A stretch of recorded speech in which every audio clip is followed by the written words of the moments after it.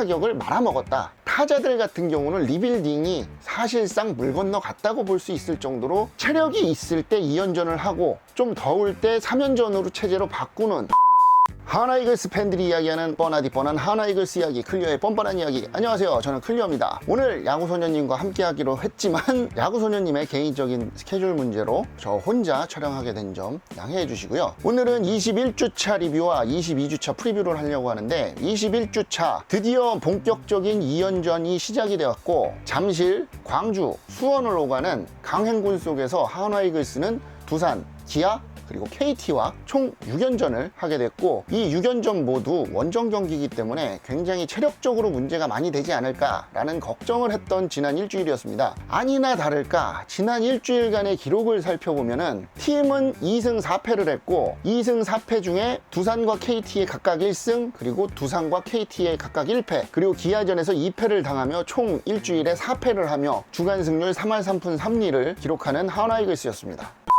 팀 타율은 2할 8푼 3리를 기록했던 20주차와는 달리 21주차에는 2할 6푼대의 타율을 보여주면서 전체적으로 타자들의 성적이 하락이 된 모습을 볼 수가 있습니다. 타자들의 성적이 하락이 되었고, 그 와중에 호잉과 최재훈은 팀 타격을 이끌었는데, 사실 호잉과 최재훈 외에 다른 3할대의 타자들이 있지만 그 모수가 적기 때문에 큰 도움을 주지는 못했다. 그나마 도움을 줬던 건 오선진 정도라고 볼 수밖에 없을 정도로 팀 타선이 굉장히 약화가 됐다. 그나마 정은원과 이성열은 2할 중반대의 타격을 보여주면서 앞서 말씀드렸던 세 선수를 뒤에서 받쳤지만, 결국 이것도 베테랑이 문제인데 정근우와 김태균, 송광민이 각각 2할 초반과 1할대의 타격을 보여주면서 팀 타격을 말아먹었다, 이렇게 볼 수밖에 없습니다. 아무래도 여름이 되면서 베테랑들의 체력이 많이 떨어지지 않았나, 그렇게 결론을 짓고 싶습니다.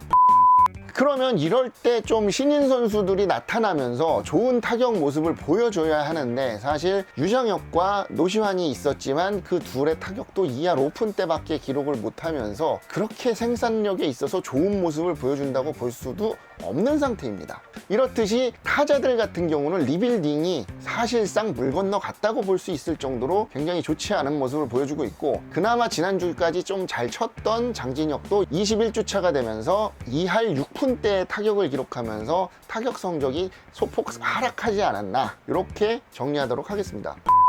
투수들을 보면 팀 ERA가 5점대로 회귀됐고, 20주차에 보여줬던 2점대의 팀 ERA를 이번 주에는 볼 수가 없었습니다. 그렇기 때문에 투수력이 안정화되지 못하면서 결국 타자들도 안정화되지 못하고 타자들도 생산력이 저하됐다라고 볼 수 있는, 이런 이번 시즌 내내 우리 팀을 쫓아다녔던 안 좋은 모습들, 이 모습들이 이번 주에 똑같이 반복되지 않았나, 그렇게 정리를 해볼 수가 있겠고요. 가장 눈에 띄게 안 좋아진 건 피안타율이 급격하게 높아졌다는 겁니다.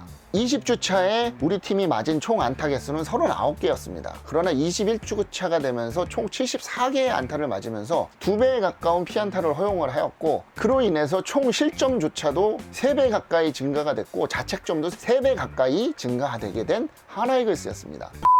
어떻게 보면은 일정 자체가 2연전 일정으로 바뀌었는데, 하나 이글스는 유일하게 홈 4연전 일정도 없고요. 이 더운 여름에 이동거리 자체도 서울, 광주, 수원이라는 극악의 이동거리를 보여주면서 선수들 체력에 문제가 생기지 않았나, 그렇게 볼 수가 있겠습니다. 이거를 어디서 확인할 수가 있냐면, 볼넷 개수가 지난주와 비교했을 때 그렇게 많이 차이는 나지가 않았습니다. 다만 피안타율이 이렇게 갑자기 급격하게 높아졌다는 거는, 스트라이크 존으로 들어가는 공에 상대 팀들이 방망이가 나올 때 그 전주에는 힘이 있으니까 그래도 안타가 안 되고 범타로 처리되는 경우가 많았겠지만, 이번 주 같은 경우는 투수들의 힘이 빠지면서 타격되는 공들이 안타가 되는 확률이 높아졌다는 거에 반증이 되기도 합니다. 이렇게 팀의 스케줄 관리가 제대로 안 돼 있는 팀이라, 뭐 이건 KBO에서 일정을 잘못 짠 문제라고 생각되는데, 어떻게 보면 팀이 늘어났고 경기 수가 많아지다 보니까 2연전 체제가 필수가 된 지금, 체력이 있을 때 2연전을 하고 좀 더울 때 3연전으로 체제로 바꾸는 그런 것도 어떻게 검토를 해봐야 되지 않을까, 그렇게도 생각을 해보는 바입니다.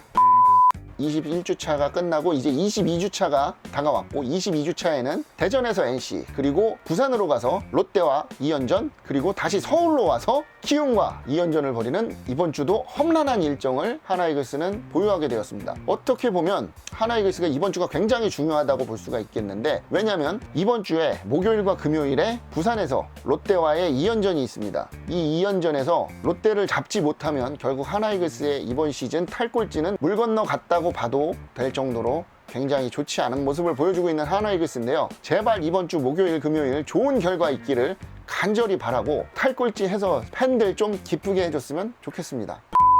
이번 시즌 얼마 남지 않은 시즌 재미있게 야구 볼 수 있는 방법에 대해서 이야기해드리자면 선수들의 성적에 대해서 기대하지 마시고 이 모습이 다음 시즌으로 연결될 수도 있으니까 더욱더 좋은 모습으로 팀 분위기가 변화하고 있는가 그거에 포커스를 두고 보는 게 우리들의 야구 정신 건강에 좋지 않을까 그렇게 생각을 해보겠습니다. 하나이글스 팬들이 이야기하는 뻔하디 뻔한 하나이글스 이야기, 클리어의 뻔뻔한 이야기 어떻게 오늘 재밌게 보셨는지 모르겠는데요. 영상 재밌게 보셨으면 구독과 좋아요 눌러주시고요. 영상에 대해서 좋지 않은 점 그리고 좋은 점 이런 점은 꼭 다뤄줬으면 좋겠다 하는 모든 것들은 댓글 남겨주시면 충분히 반영해서 영상 제작하도록 하겠습니다. 하나이글스 팬들이 이야기하는 뻔하디 뻔한 하나이글스 이야기, 클리어의 뻔뻔한 이야기 오늘 여기까지 하겠습니다. 그럼 다음 시간까지 안녕.